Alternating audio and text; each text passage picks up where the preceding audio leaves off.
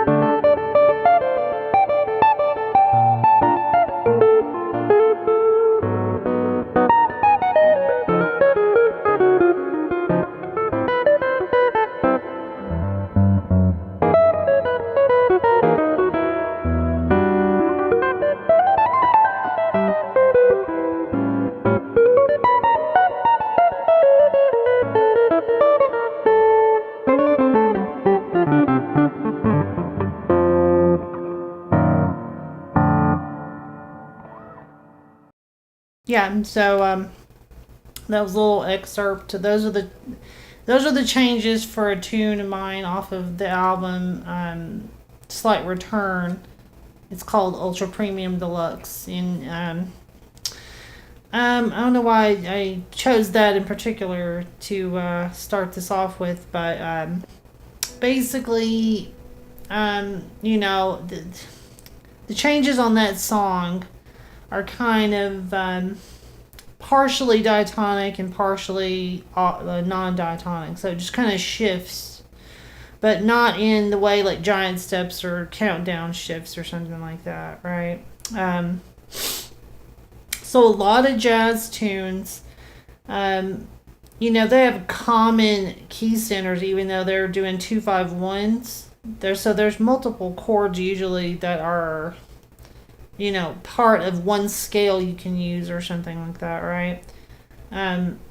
But the problem arises when you're trying to play on something and it's kind of in a totally unrelated key or chord pops up. I hear a lot of people trying to solo and improv and stuff in that context, and it's like it just doesn't work maybe as well as like what they're hearing in their head.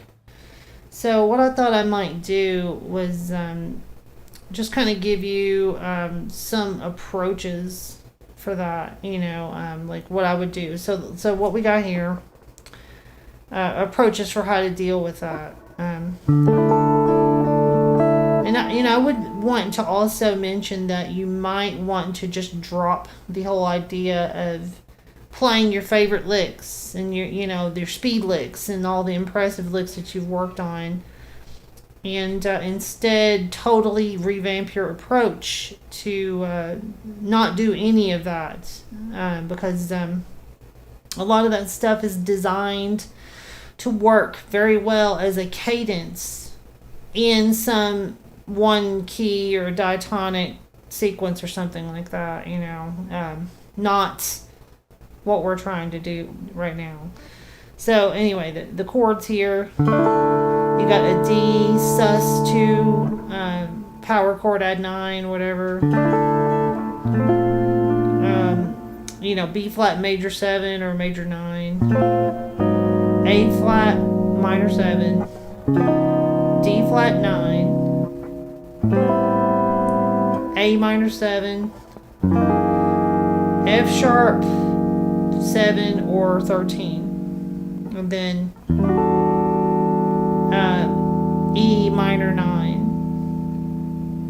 and then A7 sharp 5, altered dominant chord there. You could use that. You could use any of these. I just think for this particular chord sequence, the voice leading sounds best to use a 7 sharp 5.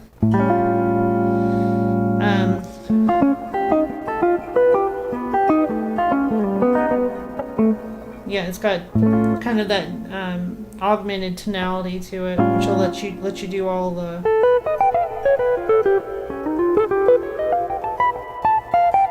like the whole tone stuff. Yeah, so again, those are related. You could play,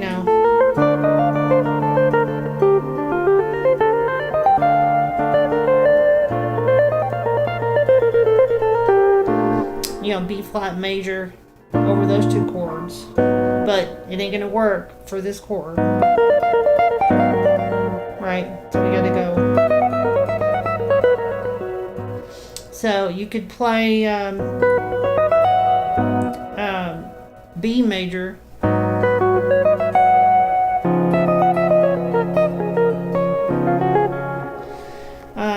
What I tend to do is just play, the A flat minor, right?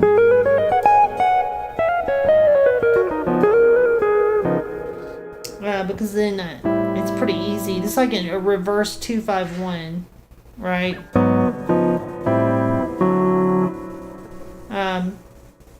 Or you're going up instead of going down, right? Instead of going like, which these are the chromatic version of the 2-5-1. So we're not going down by whole steps. We're going down by half steps.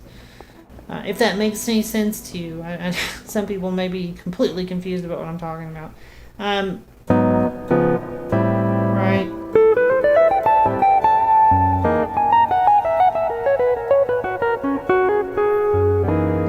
And then, the F sharp major,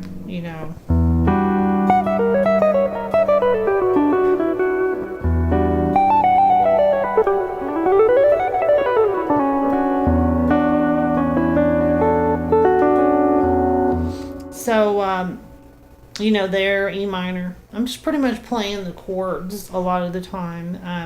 But I wanted to show you a cool way to think of this. A lot of times, when I got chords going in and out of the key center like that, I try to make smaller movements with the right hand or the left hand if I've got a backing, like a keyboard or another guitar or something playing chords, or a bass even. So maybe we're playing like D minor pentatonic. Maybe occasionally a little blue note or something like that,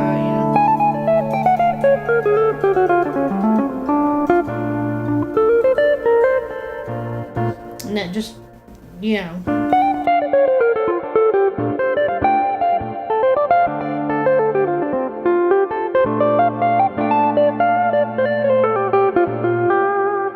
So you could just play D minor pentatonic blues type stuff over that first sequence. Then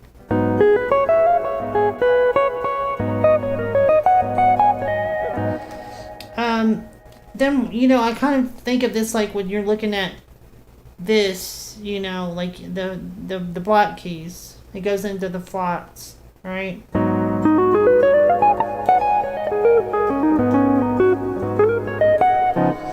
So, I almost kind of want to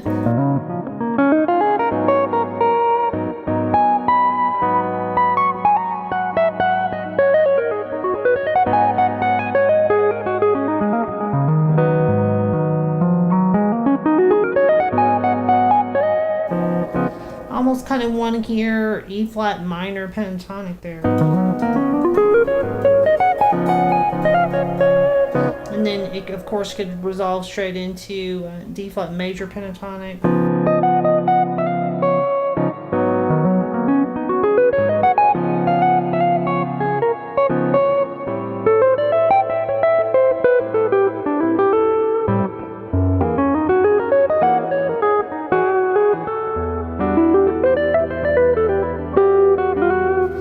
So, I mean, basically by moving small degrees and using the related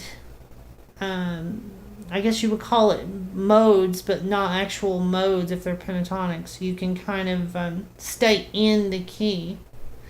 It doesn't even have to be that precise sometimes. Like you can.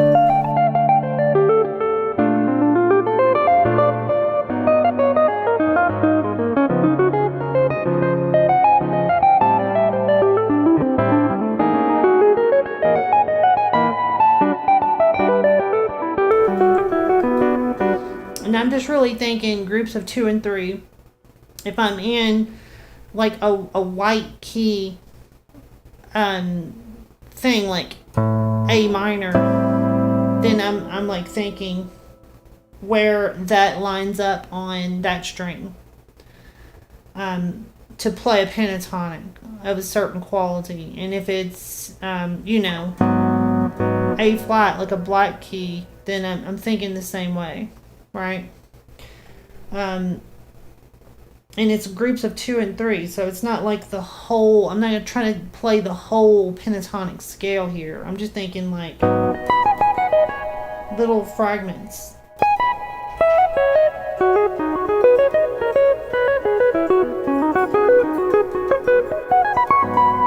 Right, so that none of that is like strictly coming from like one pentatonic scale. I'm just thinking like, I know this is a flat key.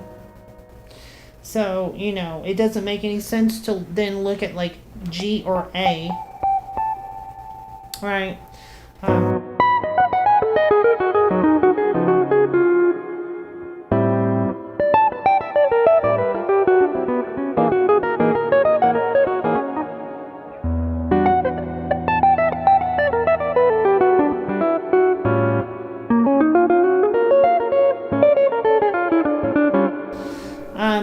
And then we come to, like the color chord. It's not just a color chord. It's a turnaround chord. That's kind of like the demarcation line that says we're restarting the sequence. And it wants to resolve strongly. Right?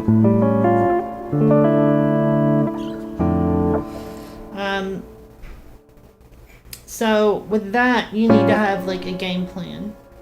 You need to have advanced like concept of like, if I'm in this part of the neck, maybe play something like this. If I'm up here, play something like that. Just because it just needs to resolve. It needs to have like a complete statement before you start the next sequence of statements. Because it's like ending the sentence, right? And starting a new paragraph or something. So you gotta make a good completionist statement, and then you're on to the next thing. So, but anyway, okay, so there's that. But we also have, this idea of not really playing a lot of notes, Like you could take like somebody like Peter Bernstein. I don't know if you've ever watched him play. Like he tends to, he doesn't play like a whole lot of notes, but he tries to like make them count. That kind of player. Like even I think Joe Pass plays way more notes than somebody like Peter Bernstein. I'm not saying one is better than the other. I'm just saying like, if we keep doing the same thing everybody else is doing in perpetuity, we sound the same. Nothing ever changes. Nothing new is created. Not even anything that's kind of new, like not even reinventing the wheel completely, but just enough that it's, there's something interesting happening, like this. For example, like you could have like this opening chord, to another sus chord.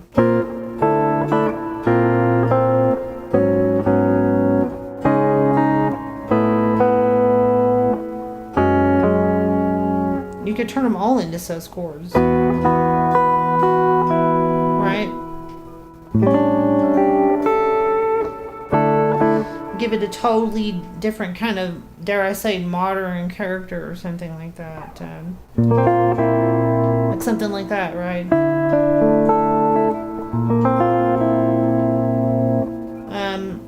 Anyway.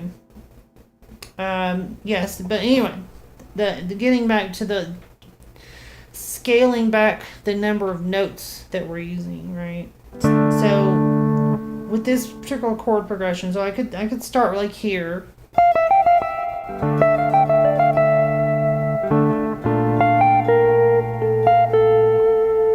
So this would be like Motivic based, right? I'm trying not to like change the register I'm in too much, but I am trying to alter the notes so that they fit the chords, right?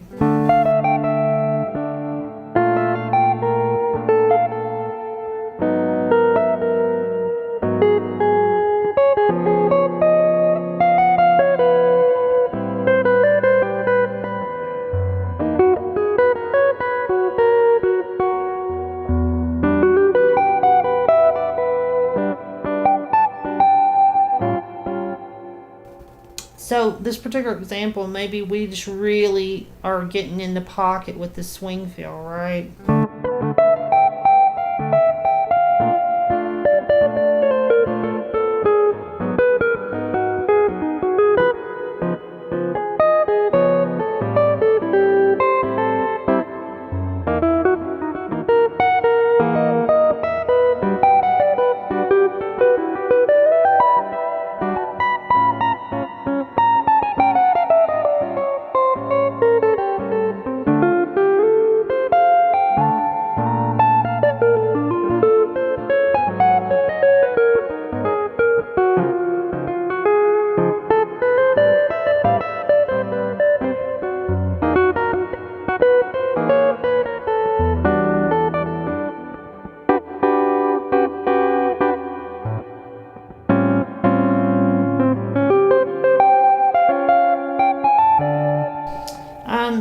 Just those are based off little motivic things, like just a couple groupings of notes with a certain rhythm. You could even take and maybe go like the same pattern, right? So like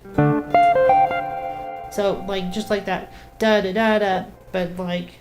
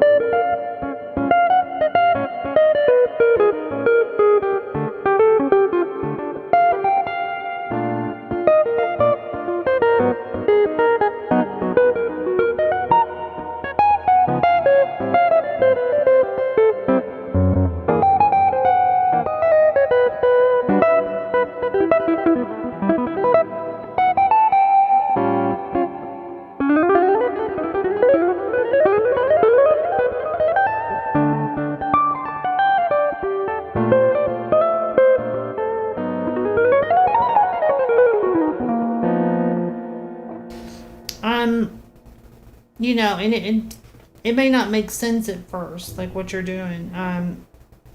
But the idea is to just try to keep the motivic pattern going. And then eventually you'll start to find things that work. And you're like burning gray matter by doing this, right? Because you're imposing artificially this limitation. And it don't even have to be that, that's a little obtuse what I was doing before, because it's like down a fourth and then up a second from that. So you have this weird little shape, that you're doing. It could just be something simple like root, third, second or something.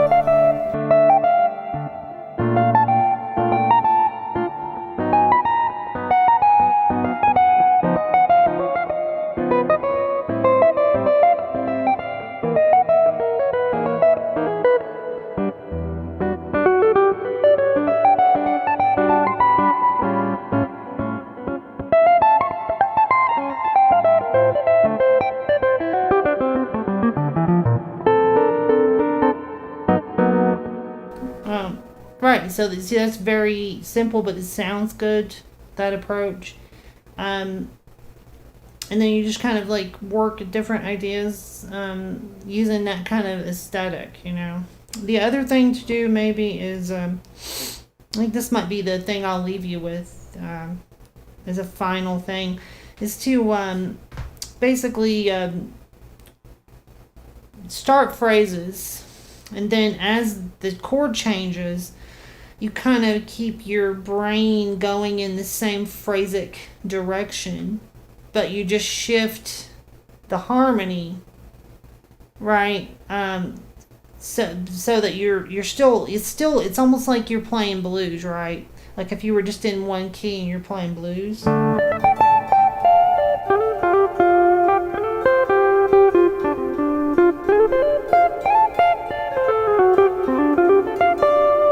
Right? Only difference is that we're keeping the thing going with the same mindset, the same feel. It's just the harmony is changing, right?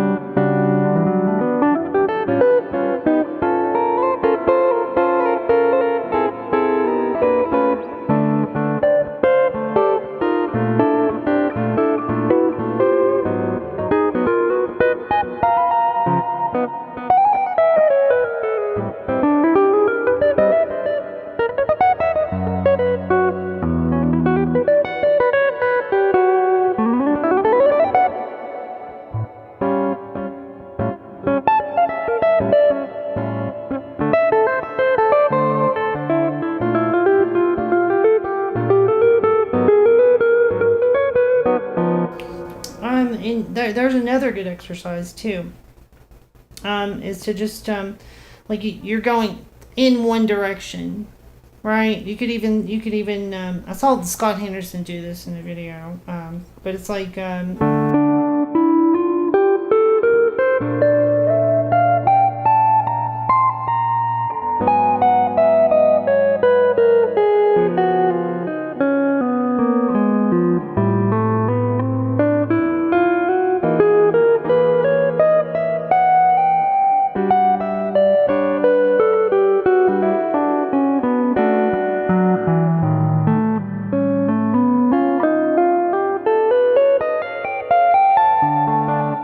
so as you're going up a scale, the scale changes when the chord changes into another scale, but you're not starting on the root, you're starting on a note within the new scale that fits on top of that chord. And a good way to do that too, to start off, is to just do like really slow, like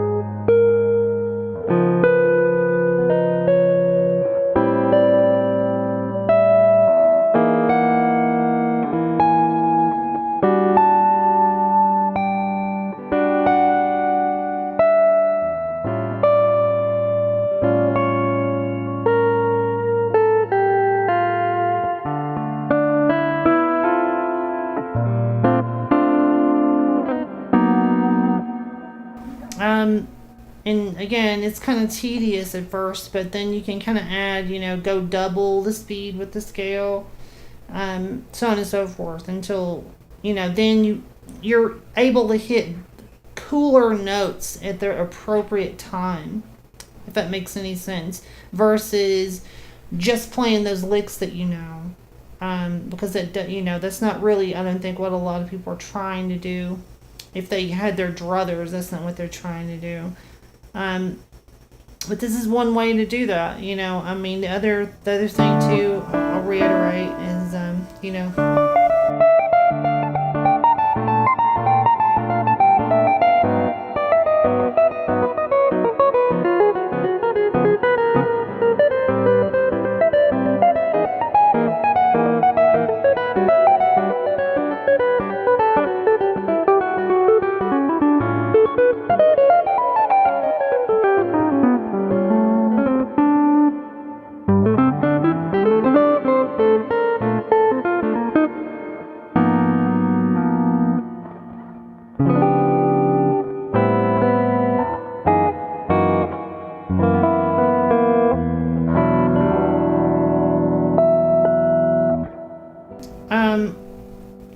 yeah, and that's pretty much about it. I had some other tune in mind. I was thinking about doing a whole bit. Maybe if this video gets a lot of views or something like that, then I'll do a bit about playing this, doing the same concept with like countdown.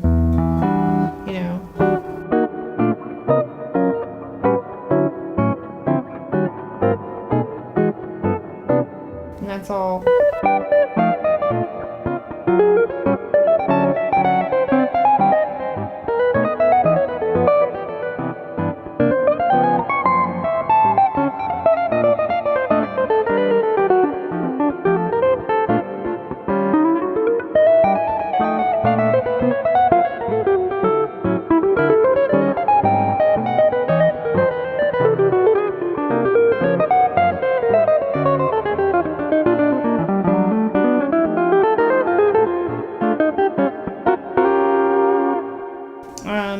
Yeah. But we'll see what happens with this, and then if this one does, then we'll deal with that. But yeah, hope you gotten something out of this. Like and subscribe, of course, and then also look in the description, because I always have some interesting links and things in there. But yeah, that's it. See you in the next one.